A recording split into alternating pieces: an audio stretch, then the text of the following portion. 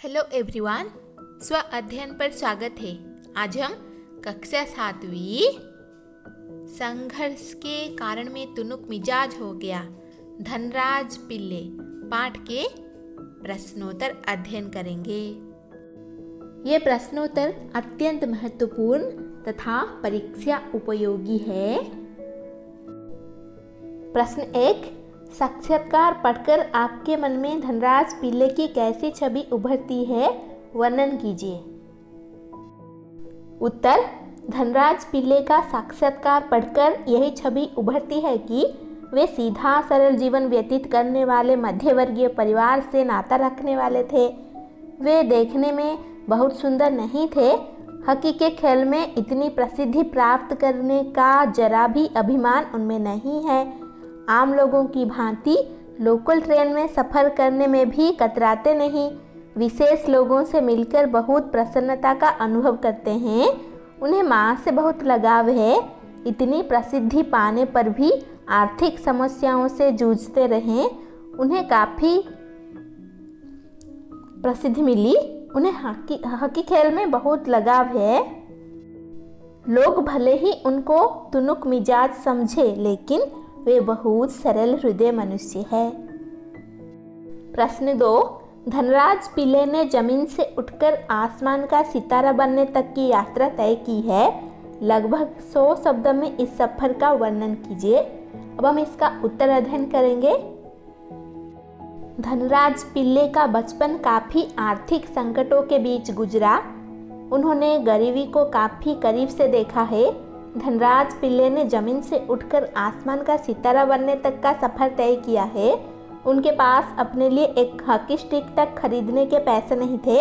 शुरुआत में मित्रों से उधार लेकर और बाद में अपने बड़े भाई की पुरानी स्टिक से उन्होंने काम चलाया, लेकिन आखिरकार उनकी मेहनत रंग लाई। अंत में मात्र 16 साल की उम्र में उन्हें मणिपुर में 1985 में जूनियर राष्ट्रीय हॉकी खेलने का मौका मिला। इसके बाद उन्हें सन 1986 में सीनियर टीम में स्थान मिला। उस वर्ष अपने बड़े भाई के साथ मिलकर उन्होंने मुंबई लीग में अपने बेहतरीन खेल से खूब धूम मचाई। अंततः 1989 में उन्हें आल्बिन एशिया कप कैंप के लिए चुना गया। उसके बाद वे लगातार सफलता की सीढ़ियों पर चढ़ते रहे और उन्होंने फिर कभी पीछे मुड़कर नहीं देखा। प्रश्न 3, मेरी माँ ने मुझे अपनी प्रसिद्धि को विनम्रता से संभालने की सीख दी है। धनराज पिल्ले की इस बात का क्या अर्थ है? उत्तर, धनराज पिल्ले का यह कहना है, मेरी माँ ने मुझे अपनी प्रसिद्धि को विनम्रता से संभालने की सीख दी है। इसका तात्पर्य है कि मनुष्य चाहे कितनी भी सफलता की सीढ़ियाँ चढ़ जाए, उसे कभी घमंड नहीं करना चाहिए और किसी को अपने से छोटा नहीं समझना चाहिए। माँ की इसी सीख को उन्होंने जीवन में अपनाया है।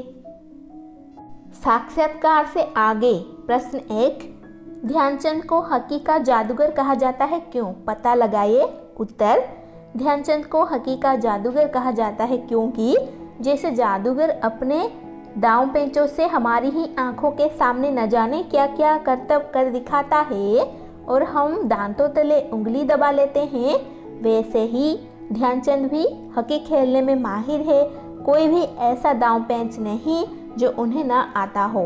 कोई भी हॉकी में उन्हें मात नहीं दे सकता। प्रश्न 2, किन विशेषताओं के कारण हॉकी भारत का राष्ट्रीय खेल कहा जाता है? उत्तर, हॉकी का खेल काफ़ी पहले ज़माने से भारत में खेला जाता रहा है।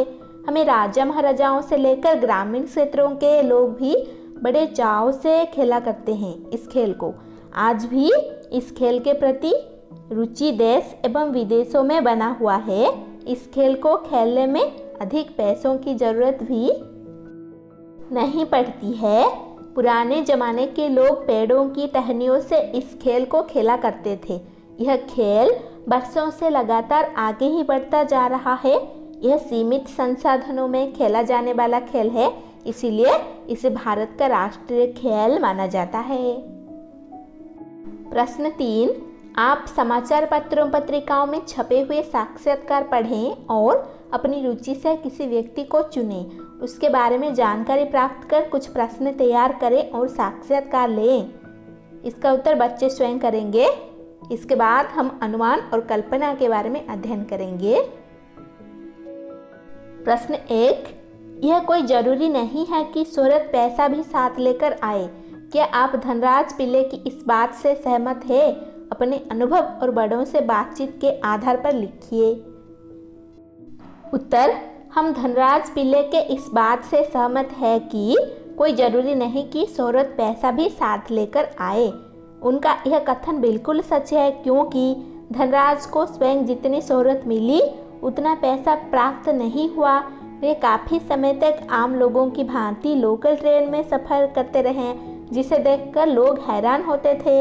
हमारे देश में कई ऐसे उदाहरण हैं जिन्हें प्रसिद्ध व्यक्तियों को आर्थिक तंगी का सामना करना पड़ा है। मसलन प्रेमचंद मशहूर शहनाई वादक उस्ताद बिस्मिल्लाह खां का उदाहरण ले सकते हैं। इन जैसे महान व्यक्तियों का जीवन आर्थिक तंगी के बीच व्यतीत हुआ है। प्रश्न 2, अपनी गलतियों के लिए माफ़ी मांगना आसान होता है या मुश्किल? ख, क्या आप और आपके आसपास के लोग अपनी गलतियों के लिए माफ़ी मांग लेते हैं? ग, माफ़ी मांगना मुश्किल होता है या माफ़ करना? अपने अनुभव के आधार पर लिखिए। अब हम इसका उत्तर देखेंगे। उत्तर, अपनी गलतियों के लिए माफ़ी मांगना कठिन होता है, क्योंकि हमें दूसरों के सामने अपने स्वाभिमान को झुकाना पड़ता है। माफ़ी मांगने का अर्थ है किसी के सामने झुकना, अपने को छोटा बनाना। ख, नहीं, कई बार लोग गलती मानते हैं और कई बार गलती मानने को तैयार नहीं होते। वे गलतियां करते हैं, साथ ही साथ अकड़ भी दिखाते हैं। ग, माफ़ी मांगना आसान है, जबकि माफ़ करना उससे ज़्यादा कठिन है। माफ़ी मांगना इसीलिए आसान है क्योंकि माफ़ी मांगने के लिए एक बार झुककर अपने स्वाभिमान को झुकाना पड़ता है, जबकि कभी कभी माफ़ करना ज़्यादा कठिन होता है, क्योंकि जब कोई अपराध बड़ा होता है, बड़े अपराध के लिए माफ़ करना कठिन है। जब कोई अपराध बड़ा होता है तो उस परिस्थिति में माफ़ कर पाना माफ़ी मांगने से ज़्यादा कठिन होता है। कभी कभी माफ़ करने वाला कई बार बिना माफ़ी मांगे ही माफ़ कर देता है। भाषा की बात, नीचे कुछ शब्द लिखे हैं जिसमें अलग अलग प्रत्ययों के कारण बारीक अंतर है। इस अंतर को समझाने के लिए इन शब्दों का वाक्य में प्रयोग कीजिए। अब हम इसका उत्तर देखेंगे। प्रेरणा, प्रेरक, प्रेरित, संभव, संभावित, संभवतः, उत्साह, उत्साहित, उत्साहवर्धक। उत्तर, प्रेरणा, हमें महापुरुषों के विचारों से प्रेरणा लेनी चाहिए। प्रेरक, महापुरुषों का जीवन सदैव जन जन के प्रेरक रहे हैं। प्रेरित, गुरुजी ने हमें उच्च शिक्षा के लिए प्रेरित किया है। संभव, आज उसका दिल्ली आना संभव है। संभावित, अपनी संभावित कश्मीर यात्रा के लिए मुझे तैयारियां तो करनी होंगी। संभवतः, संभवतः पिताजी आज दिल्ली आए। ग, उत्साह, खेल के मैदान में खिलाड़ियों का उत्साह देखने बनता था। उत्साह, इस त्योहार को लेकर मेरे मन में बड़ा उत्साह है। फिर उत्साहित, मैं इस यात्रा को लेकर काफ़ी उत्साहित हूँ। उत्साहवर्धक, खेल के मैदान में प्रधानमंत्री का संदेश खिलाड़ियों के लिए उत्साहवर्धक था। प्रश्न 2, तुनुक मिजाज शब्द तुनुक और मिजाज दो शब्द के मिलन से बना है।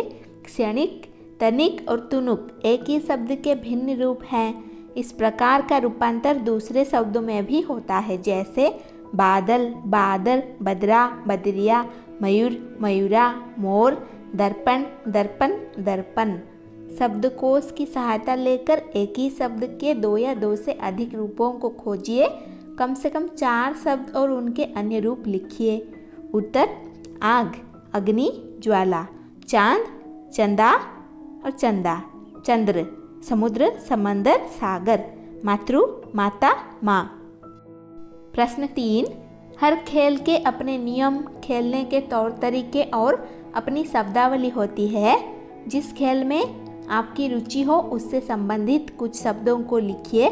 जैसे फुटबॉल के खेल से संबंधित शब्द है गोल, वैकिंग, पासिंग, बूट इत्यादि। उत्तर क्रिकेट, एम्पायर, रन, क्षेत्र रक्षण, चौका, छक्का। इसके बाद हम कुछ अन्य पाठ्येतर हल प्रश्नों का उत्तर देखेंगे। प्रश्न 1, धनराज पिल्ले किस खेल से संबंधित थे? उत्तर धनराज पिल्ले हॉकी खेल से संबंधित थे। ख, धनराज ने अपनी जूनियर राष्ट्रीय हॉकी कब खेली? उस समय उनका शरीर कैसा था? उत्तर धनराज ने अपनी जूनियर राष्ट्रीय हॉकी 1985 में मणिपुर में खेली। उस समय उनका शरीर बहुत दुबला पतला था और चेहरा छोटे बच्चे जैसा था। ग, धनराज ने कृत्रिम घास पर सबसे पहले हॉकी कब खेली? उत्तर 1988 में, जब वे राष्ट्रीय खेलों में भाग लेने दिल्ली आए तब खेली। घ, धनराज की पहली कार कौन सी थी? उत्तर धनराज की पहली कार एक सेकंड हैंड महिंद्रा अरमाडा थी। व, साक्षात्कार का क्या अर्थ है? उत्तर साक्षात्कार का अर्थ है किसी से मिलकर आमने सामने की बातचीत करना। अब हम लघु उत्तरीय प्रश्न देखेंगे। क, धनराज का बचपन कैसा था? उत्तर धनराज का बचपन काफ़ी गरीबी में व्यतीत हुआ था। उनको आर्थिक संकट का सामना करना पड़ा था। उनका एवं उनके भाइयों के पालन पोषण में उनकी मां को काफ़ी संघर्ष करना पड़ा था। धनराज को हॉकी खेलने के लिए हॉकी स्टिक खरीदने के पैसे नहीं होते थे। वे पढ़ाई में भी फिसड़ी थे। ख, धनराज को किस बात की मायूसी हुई? यह कैसे खत्म हुई? उत्तर धनराज का विश्वास था कि उन्हें 1988 के ओलंपिक गेम का बुलावा जरूर आएगा, पर 57 खिलाड़ियों की सूची में उनका नाम नहीं था। इससे उन्हें मायूसी हुई। यह मायूसी अगले साल अल्विन एशिया कप के कैंप के चुनाव पर दूर हुई। ग, धनराज के व्यक्तित्व की क्या विशेषता है? उत्तर उनके व्यक्तित्व की यह विशेषता है कि वे भावुक हैं और दूसरों की तकलीफ को नहीं देख सकते। वे अपने मित्रों और परिवारजनों का बहुत सम्मान करते हैं। वे गलती होने पर माफ़ी भी मांग लेते हैं। घ, धनराज किसे पहली जिम्मेदारी मानते थे? उत्तर धनराज अपनी पहली जिम्मेदारी मानते थे अपने परिवार की आर्थिक तंगी को दूर करना। वे परिवार को बेहतर जिंदगी देना चाहते थे। अब हम देखेंगे मूल्यपरक प्रश्न। धनराज पिल्ले के जीवन से आपको क्या प्रेरणा मिलती है? उत्तर धनराज पिल्ले के जीवन से हमें प्रेरणा मिलती है कि यदि हमारे मन में आगे बढ़ने की चाहत हो, मेहनत और लगन हो, निश्चित हो, तो आर्थिक और पारिवारिक स्थितियाँ कभी भी आड़े नहीं आती। मनुष्य सदैव सफलता की सीढ़ियों पर चढ़ते रहता है। जैसे धनराज पिल्ले साधारण परिवार से संबंध रखते थे। हॉकी का अभ्यास करने के लिए कई बार उनके पास हॉकी स्टिक भी नहीं होती थी, लेकिन उनकी मेहनत और लगन ने उन्हें हॉकी का महान खिलाड़ी बना दिया। धन्यवाद। ऐसे ही वीडियोस देखने के लिए चैनल को सब्सक्राइब कीजिए और नोटिफिकेशन पाने के लिए बेल आइकन को दबा दीजिए।